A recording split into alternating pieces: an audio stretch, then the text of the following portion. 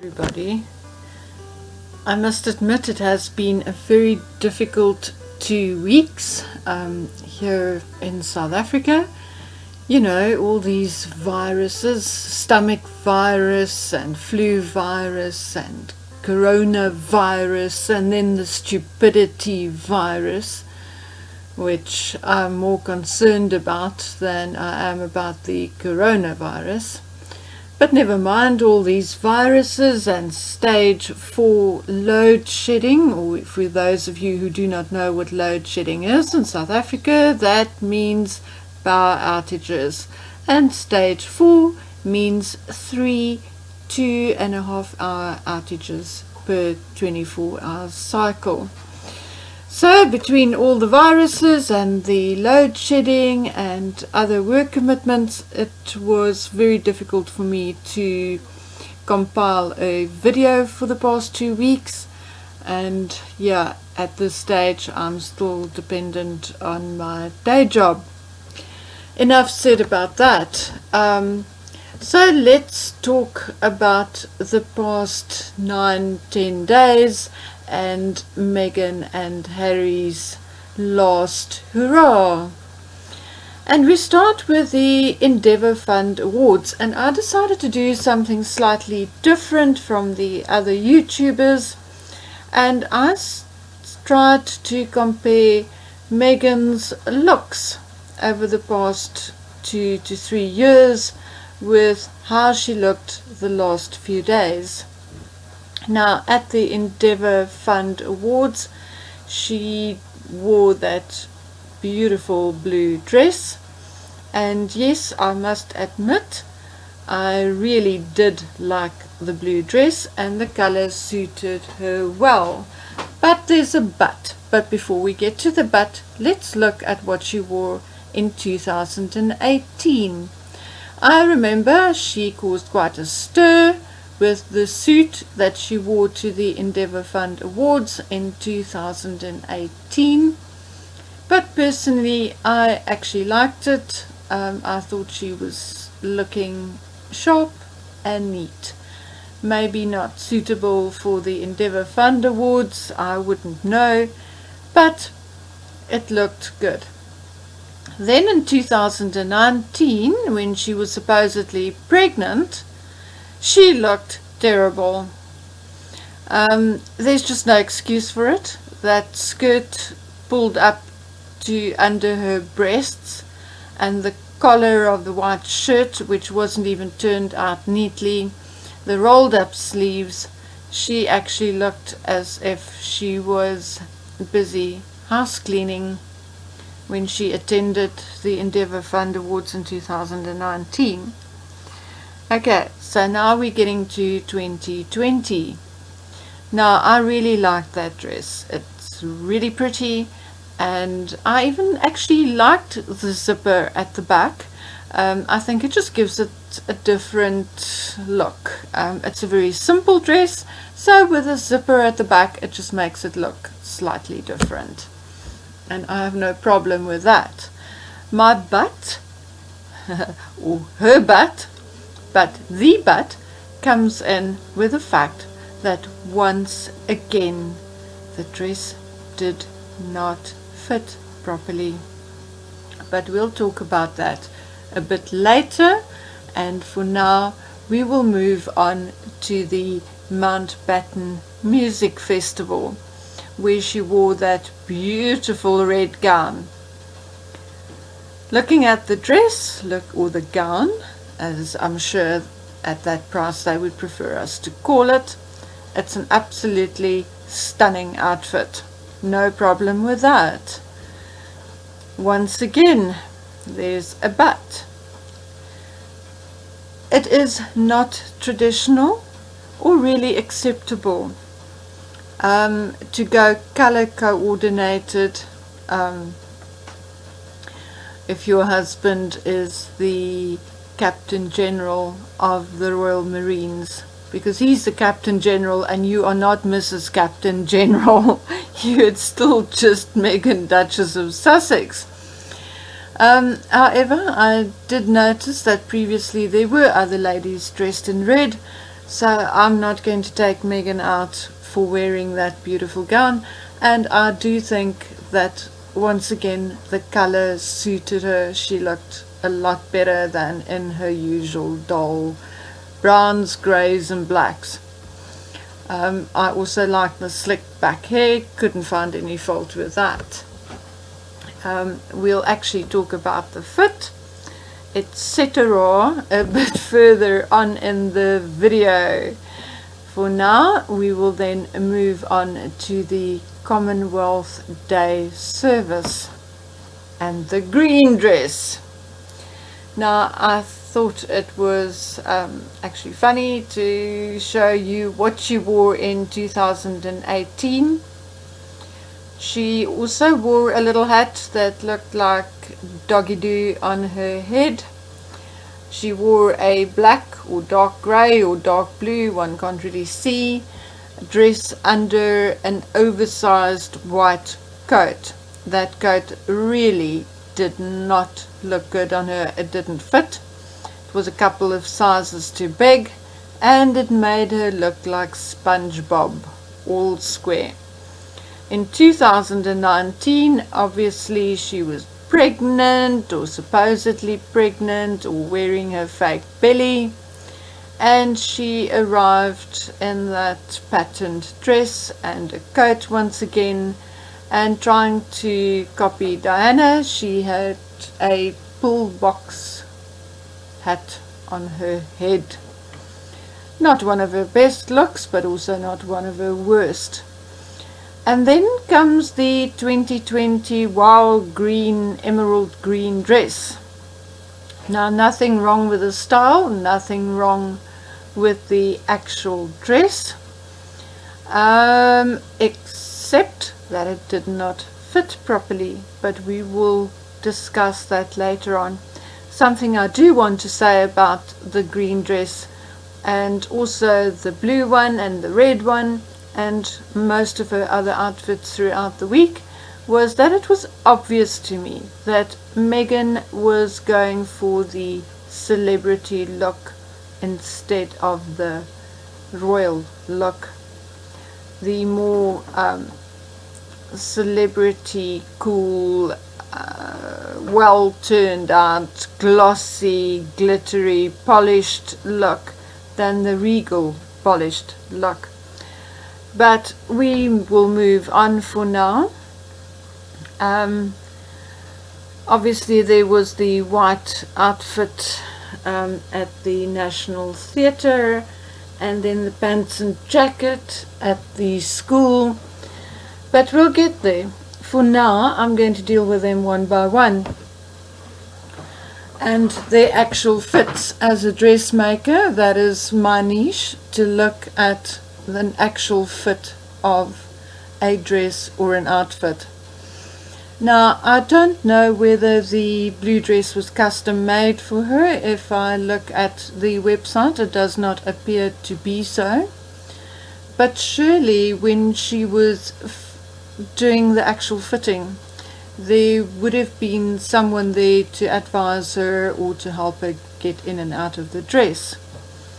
Now, as pretty as the dress is, if you look at the actual videos, the live videos, and you look at footage a bit later from them, 5 minutes after they arrived, you will once again notice that the dress does not fit her properly. I would say that it was a bit too tight. I noticed the same thing with the red dress and the green dress, is that it sort of pulls up over the stomach and it makes this little ridge in her midriff, which tells me that in that region over her stomach and in her middle, that dress was a little too tight, and that's why it pulls up and it makes this fold in her middle. The same with the folds under the arms and over the breasts. If a dress is too tight around the arms or over the breast, it will make those folds as I've circled here on the blue dress. Now the same goes for the red dress. If you look at the top yellow circle, you will see that the bottom end of the dress, the skirt end of the dress, also eventually moved up and made this little fold around her middle. And that is for the very same reason. It was too tight in that area and it actually pulls up and does that. The red dress was definitely a little too tight over the butt, as it actually pulled, and if you look at the yellow circle at the bottom, you will see that it actually pulled her butt a little. Then moving on to the green dress. Now I like the style, I like the color, and I believe it was custom made for her. And this is really not a compliment to Emilia Wikisted, because if this dress was custom made for Meghan, guys, you did a shit job. The dress was way too tight over the bust and the arms, top of the arms, and therefore it pulled. It was also too tight in the waist, and that's why the skirt section, or the bottom half of the dress, actually pulled up and made this fold in her middle. Because you see, flesh needs to go somewhere, people. Something I want to say about the blue dress, the red dress and the green dress, but in particular the red and the green dress, it was very obvious to me that either Meghan was not wearing a bra, or if she was, she wasn't wearing a proper one. Because particularly it's very clear in the green dress that her boobs look like they sagged. And if you look at the video where the photograph I have up is from them coming into the venue, but if you have a look at them leaving, you will see that her boobs had sagged even more, and that the breast seam, or the dart over the breast, is actually sitting above her breast, and her breast had sagged out to below the dart. So she either had a serious bra malfunction there, or she wasn't wearing one at all. In which case, Maggie, if you want to go braless, then go have a boob job done, because your breasts are sagging, as is customary for a woman of 40 plus. In any event, for a custom made dress, this green dress was ill-fitting, and it looked horrendous. The style is actually quite good, quite pretty.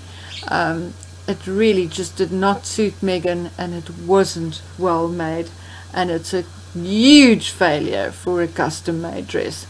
I would not have one of my clients leave with a dress fitting like that, even if it meant I had to remake the dress. Then there were other outfits, the more casual ones, the white top with the see-through sleeves and the white skirt. That actually looked quite pretty.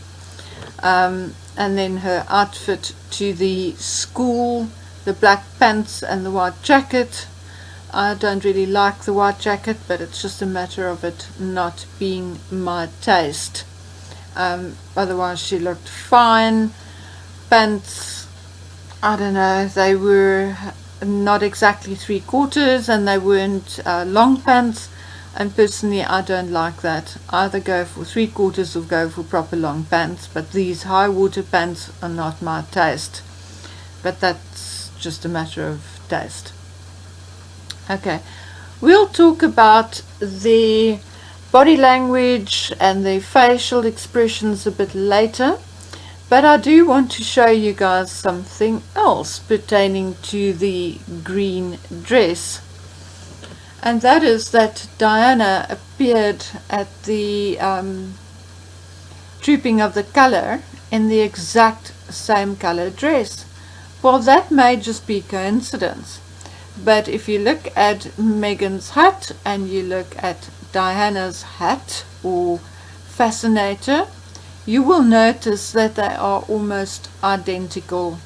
Same color, same style, and same stand-up netting almost identical. So, and that brings me to my next point. But before I do that, I just want to show you another dress Meghan was photographed in when her and Harry entertained youth leaders at Buckingham Palace. And I'm sorry to say this, whoever the designer is, but this is the ugliest dress I have ever seen for 925 British pounds. The color is horrendous, and I'm inclined to believe that color would look horrendous on anybody, not just Meghan.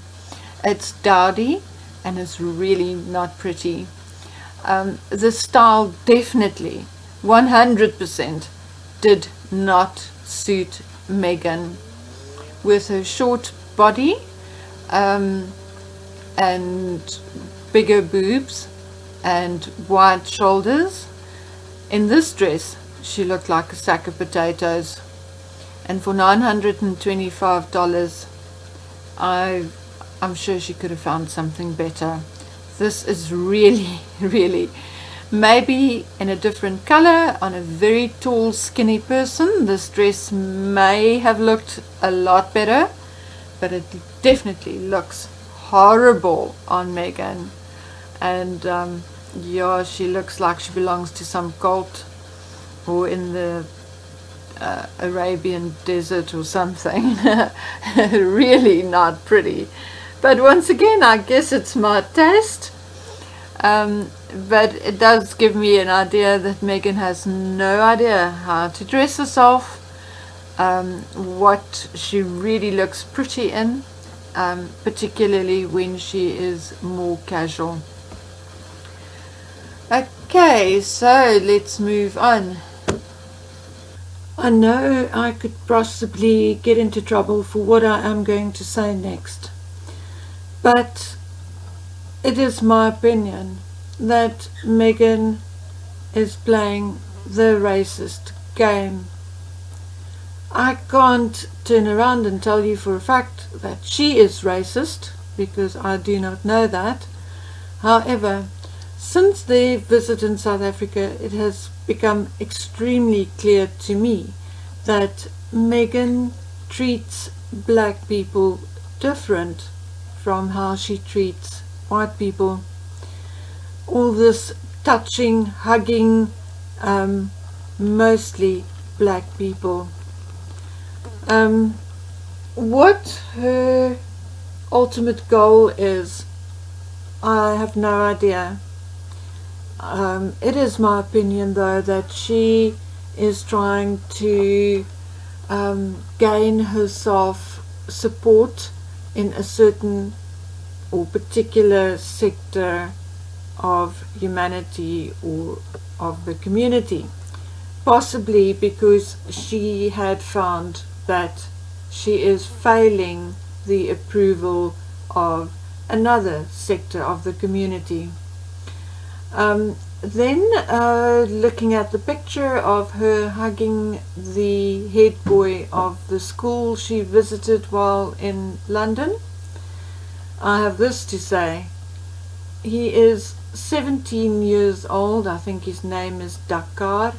He's 17 years old, and if I was the parent of that boy, I would have had serious issues with the way she treated him. You know, I think it's okay for her to have made gaga eyes at the world champion boxer because he's an adult.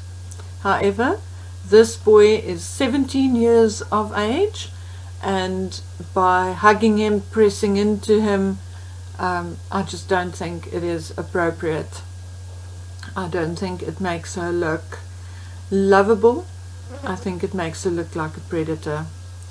And if anyone wants to criticize or say anything about Andrew and a 17-year-old, then please open your eyes and say the same about Meghan and a 17-year-old, because there's hardly any difference by looking at the way she treated this boy. I'm not going to go into long sing-alongs and sad songs about the emotional reactions throughout this tour, because quite frankly I don't give a damn.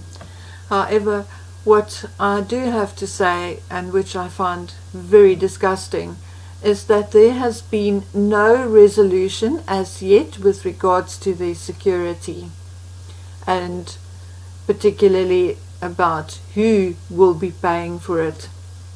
Now, I try and only stick to the basics when it comes to coronavirus. I more or less have an idea what it is. I've got an idea about the mutations, and I read the headlines. There are so many cases in the UK, so many cases in the US, and so many in Canada and South Africa, because those are the countries my interests lie in and my concerns are about. But I try not to go into panic mode by reading every word of every article every hour of every day. However, I have picked up on certain headlines, and one of them being that the UK is approaching its peak in the coronavirus epidemic. So it is not there yet, and that cases are picking up. I've also read headlines where it is stated that there are concerns about the NHS and whether they will be able to handle the peak when it comes. I've also read headlines that there's a shortage of medical face masks, etc., etc. Now, taking all of this into consideration, plus what the situation with the coronavirus is doing to various countries' economies, I find it highly and utterly disgusting that Meghan and Harry are still vying for either Canada or Britain to pay for their security. How utterly disgusting. 20 million can basically, in South Africa, and if I move on to the XE currency converter, you will see that 20 million equals 412,369,531 rand. Now, that 20 million can build one hospital and probably run it for 6 months to a year in South Africa. But I'm not saying they should donate the 20 million to South Africa in particular, because South Africa has its own problems. And, you know, there's always a risk it won't go to building a hospital.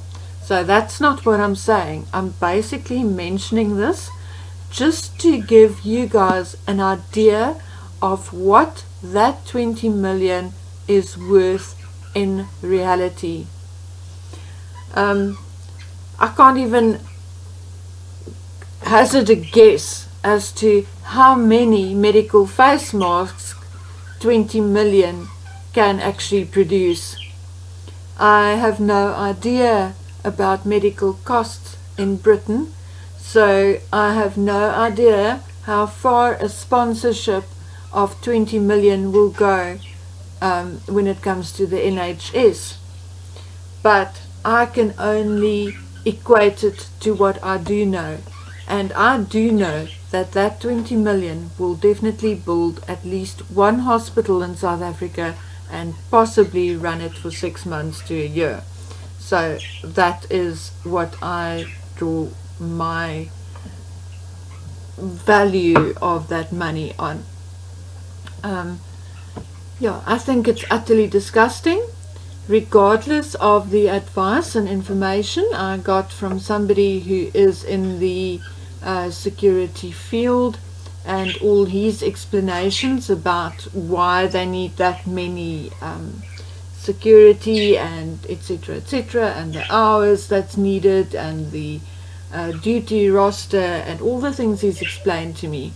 I cannot see why Meghan and Harry, whom I now compare to, say, the Kardashians, why they would need that kind of security after the 31st of March.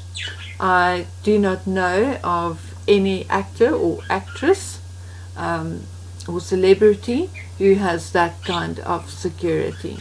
So that is the field they're moving in, and therefore I cannot see why they should have 20 million British pounds worth of security, and no amount of explanation will really sit well with me, to put it lightly. Okay, there are other things in the news with regards to Harry and Meghan, in particular this prank call that Harry received from these two Russian hoaxes. I am not going to deal with it in this video, as I feel this video is long enough. However, I find the content of that prank call and Harry's responses extremely concerning, and I will make a video on that a bit later and put it up this evening or tomorrow. So for now, I'm going to say bye, and we'll speak again later. Bye. Please like, subscribe, and click that little bell. Please drop a